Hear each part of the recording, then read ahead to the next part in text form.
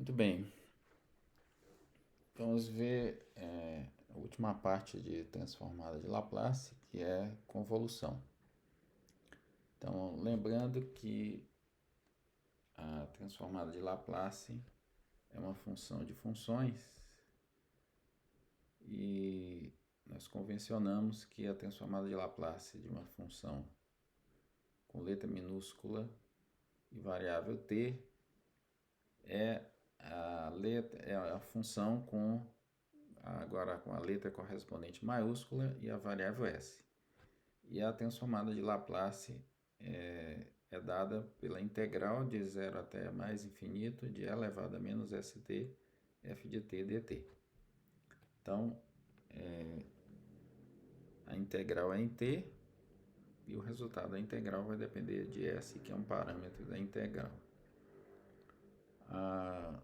A gente trabalha com funções que têm um crescimento no máximo exponencial com o expoente linear em t.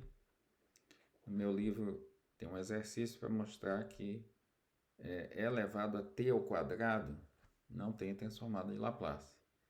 Então, é importante que a função tenha um crescimento no máximo exponencial com o expoente linear em t.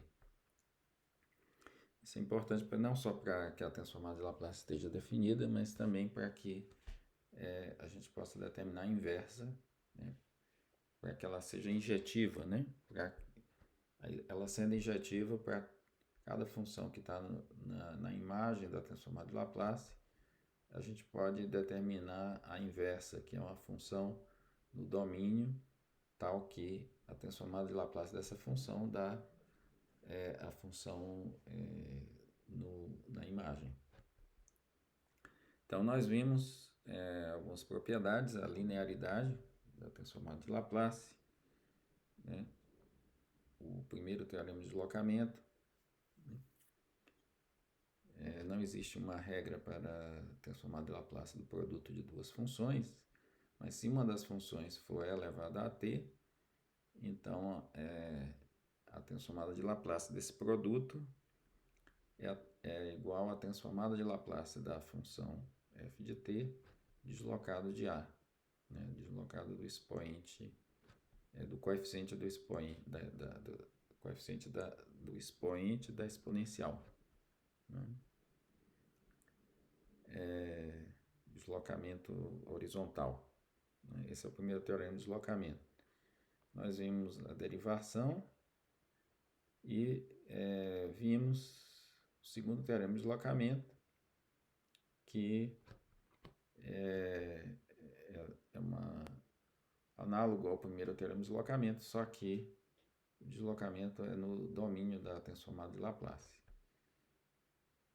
Então, e além de deslocar, a gente zera é preciso que a função seja zerada antes do ponto A, né?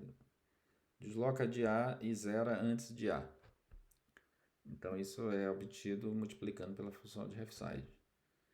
Então, a transformada de Laplace desse produto é igual à transformada de Laplace da função sem deslocamento multiplicado por e elevado a menos as, onde a é o valor do deslocamento. O índice A de t é o deslocamento de A da função de Refside, né, que é definida então como sendo zero, a função que vale zero até A, e a partir de A vale 1. Bom, hoje nós vamos ver, como eu falei, a convolução. A convolução é definida, né, em alguns livros é chamada produto de convolução. Ela é definida por essa regra, parece um pouco complicada, né? A integral de 0 a t é f de t menos tal, g de tal, d tal. Então, o resultado depende de t, e aí a variável de integração é tal, né? Esse f de t menos tal, você pode pensar que é f de menos tal menos t. Então, o t está fixo, o tal está variando. Então, como o t está fixo, quer dizer que isso aqui é um deslocamento de t, né? Da função f de menos tal. F de menos tal geometricamente, é o reflexo em relação ao eixo y de f de tal. Então, você pode entender a convolução como sendo o produto, né? A convolução de f com g vai ser o produto da função g, né? Pela função obtida pelo reflexo da função f em relação ao eixo y deslocado de t, né? Isso para cada t.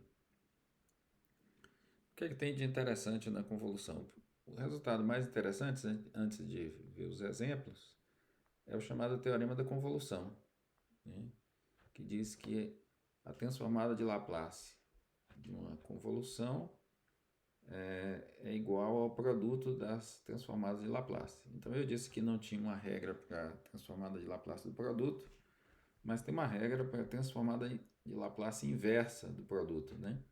Então, se eu tiver duas funções de S, né, para as quais existe transformada de Laplace, a transformada inversa do produto é a convolução das transformadas inversas, né? Esse é o resultado mais interessante sobre convolução. Não tem uma interpretação geométrica, né, para convolução, mas para convolução entre duas funções quaisquer. Mas essa função, né, para funções mais simples, a gente consegue ver geometricamente o que está acontecendo. Então, um caso mais simples que a gente pode ver é o caso em que você tem a função que é constante igual a 1, né, só no intervalo que vai de 0 até 1 e 0 fora. Então, o que dá a convolução dessa função com ela mesma? Então, você pode ver que como g de tal ela só é diferente de 0 no intervalo que vai de 0 até 1, então,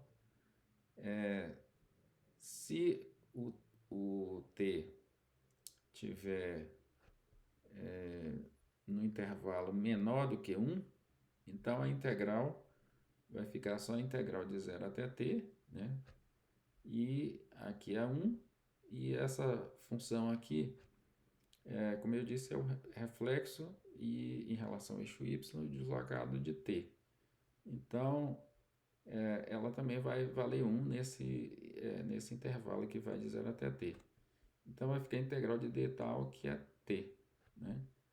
E isso vale até chegar a 1, né? Depois de 1, aí tem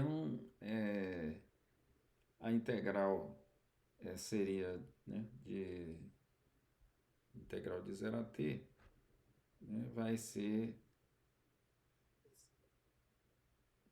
de t menos 1 até 1. Vamos ver geometricamente, né, eu tenho aqui eu fiz um applet que mostra geometricamente o que está acontecendo. Então aqui esse exemplo, né, as duas funções iguais. Então, o que acontece? Aqui eu desenhei aqui, ó, o g de tal está aqui, né? Aqui está fora de escala no eixo y e no eixo t, que aqui eu chamei de tal, né? Então aqui tá o 1 aqui na vertical está maior do que o 1 na horizontal. Então esse aqui seria um quadrado. Então aqui está o g de t, g de tal, né?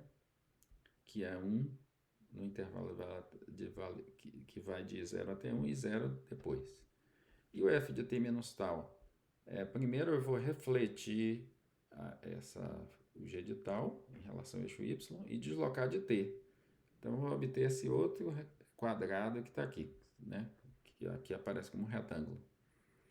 Aí vou fazer o produto dos dois e integrar. Então o produto dos dois só é diferente de zero na interseção. né? E o produto de 1 com 1 é 1. E fora dessa interseção vale 0. Então, quer dizer que se o t estiver entre 0 e 1, né, a convolução vai dar essa área que está aqui. Ó, né? É a integral de 1 que vai de 0 até t, né? Como eu tinha falado antes. Então, vai dar t. Bom, aí você vai andando aqui, ó, isso vai acontecendo, então é o caso mais fácil de enxergar, né?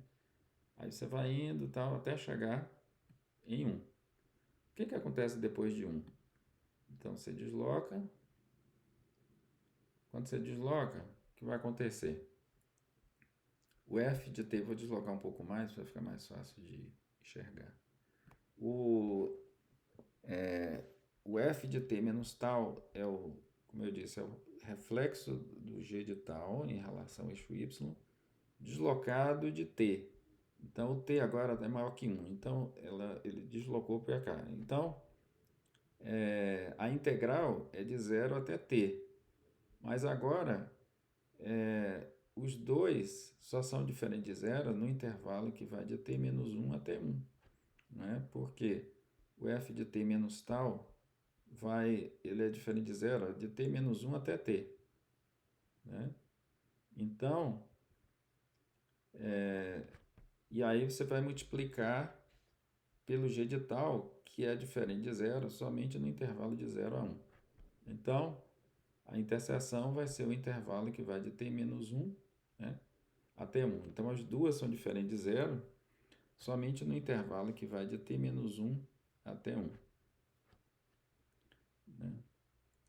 Então, seria a integral pelo fato do g de tal ser diferente de 0 somente no intervalo que vai de 0 até 1, né, faz com que a integral, que era de 0 até t, fique de 0 até 1.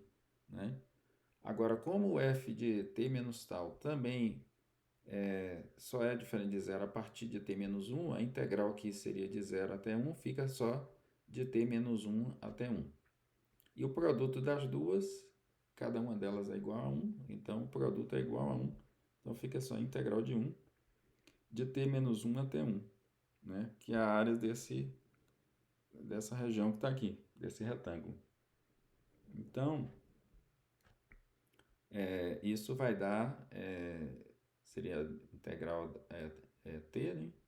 De 1 até t menos 1 vai dar 1 menos t menos 1. Então, vai ficar 1 mais 1 menos t. Então, 2 menos t, então vai dar 2 menos t. Então, 2 menos t é essa reta que tem inclinação, né, menos 1, e que intercepta o eixo y em 2. Então, é essa reta que está aqui, ó. E aí, você vem até chegar a 2.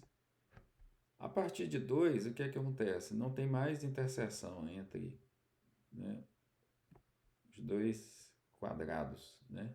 Então, a partir de 2 vai dar 0. Então, a integral seria até 1 pelo fato do g de tal só ser diferente de 0 até 1. Mas aí a integral seria de 0 até 1, mas aí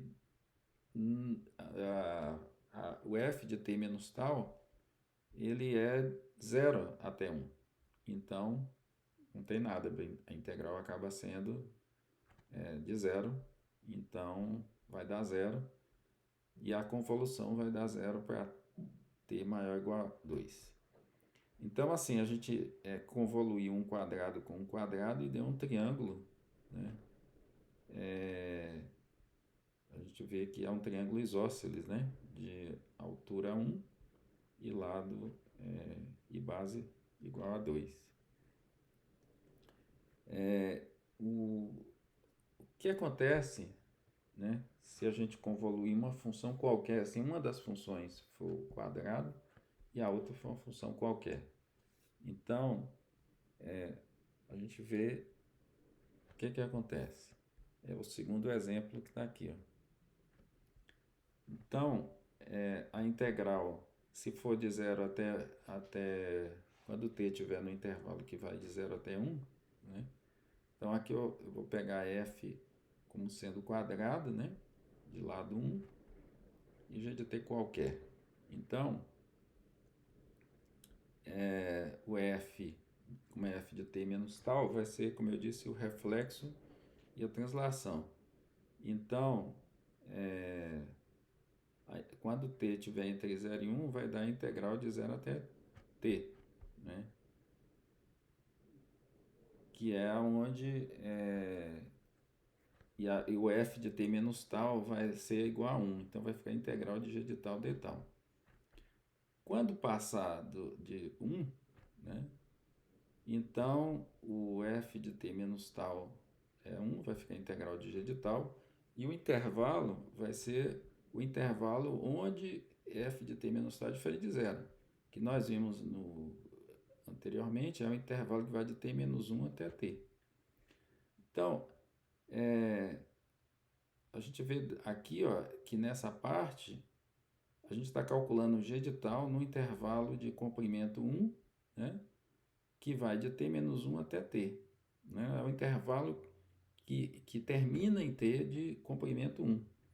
Então, pelo teorema do valor médio para integrais, isso dá exatamente o valor médio de g no intervalo que vai de t menos 1 até 1. Né? Porque pelo teorema do valor médio para integrais, isso seria g em algum ponto no intervalo vezes o comprimento do intervalo, que é 1. Então, convoluir uma função g com essa função quadrado aqui, o resultado é trocar g pelo valor médio da g no intervalo de comprimento 1 que vai até t. Então, isso tem um efeito de reduzir as oscilações da função, né? Isso tem aplicação, por exemplo, no áudio, né? Se você tiver muito ruído, então convoluir com essa função aqui vai diminuir o ruído, né? Em uma imagem, se você tiver uma imagem com muito chuvisco, convoluir com essa função vai, né, diminuir o chuvisco. Então, por isso a gente tem a gente fala que a convolução é um filtro, né? Então é como se essa daqui você estivesse aplicando um filtro na G de T. Então aqui eu fiz aqui também um applet mostrando, ilustrando aqui, ó, uma função que tem bastante oscilação, cosseno de npt. Então, o que acontece? Se você convoluir, se à medida que o n cresce, você vai ter mais oscilações, né? Então, quando esse aqui o n é ímpar, né? Então, dá para ver que a função original ela tem uma oscilação bem grande quando a convolução dá isso aqui. Agora, o interessante é que se eu pegar o n par, pegar o 6, aqui eu fui para 7. Vamos ver se agora eu consigo 6. A convolução, se o n for par, você consegue, com a convolução, zerar a função, né? Porque esse efeito da média ocorre a partir de 1. Então, até 1 ainda tem ainda sobra um pouco de oscilação, mas a partir de 1, zero. Então, isso acontece com n igual a 4, 6, né? Você pode fazer a conta e ver que, porque nesse caso, a média da função, o período ele é 2π sobre 2π sobre 6π. Então vai ser 2π sobre 6π vai dar 1/3, né?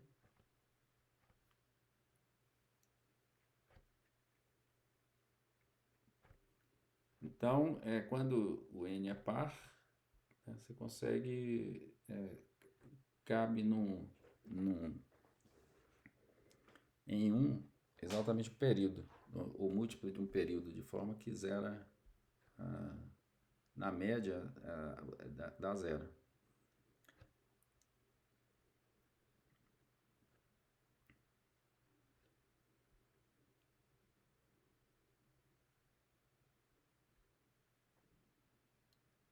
Então, voltando a...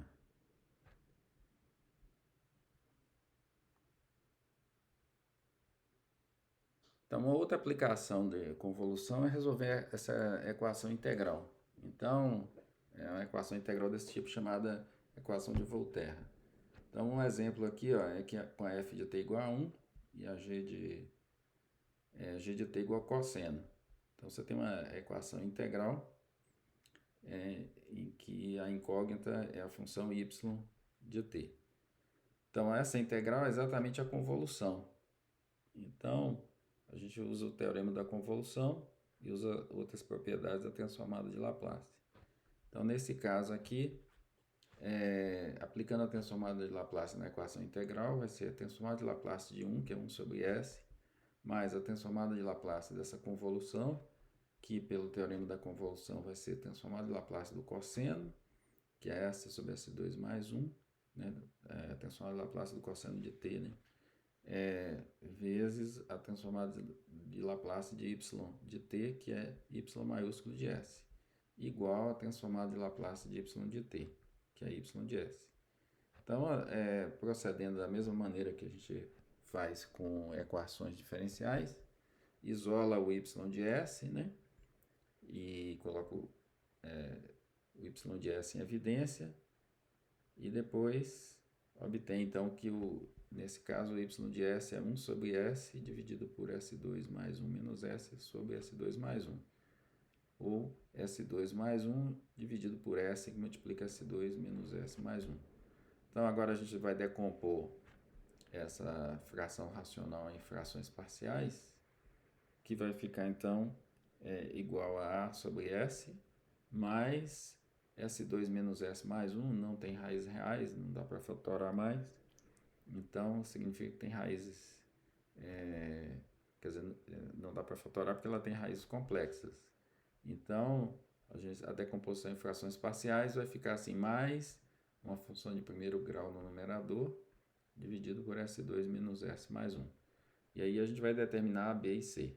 Eu já coloquei aqui os valores, mas a gente vai ver como encontrar esses valores. Então, multiplicando por esse denominador, aqui vai ficar S2 mais 1, e aqui do lado de cá vai ficar A que multiplica S2 menos S mais 1, né, mais BS mais C que multiplica S. Então, a gente só tem uma raiz real aqui, que é S, e é igual a zero. Então, vou substituir S igual a zero. Do lado esquerdo vai ficar 1, e do lado direito, aqui dá zero, e aqui vai ficar A. Então, obtive o valor de A igual a 1. Aí não tem outra raiz real para substituir, eu vou usar a identidade de polinômios, né?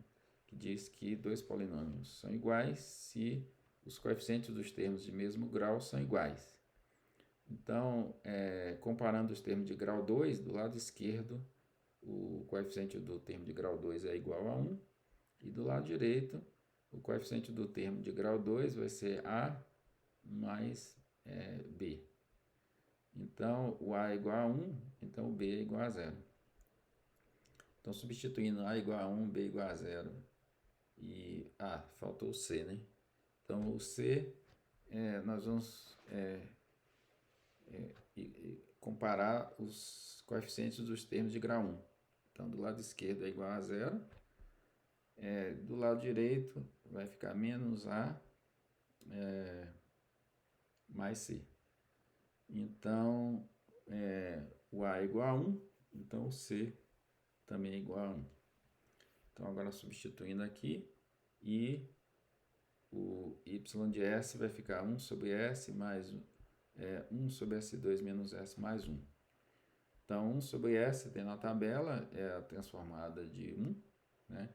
E essa aqui, a gente vai completar o quadrado, vai ficar S menos meio ao quadrado, né? Porque o segundo termo, esse aqui é 2 vezes o primeiro pelo segundo, então é porque o segundo termo é meio. Então, é menos meio.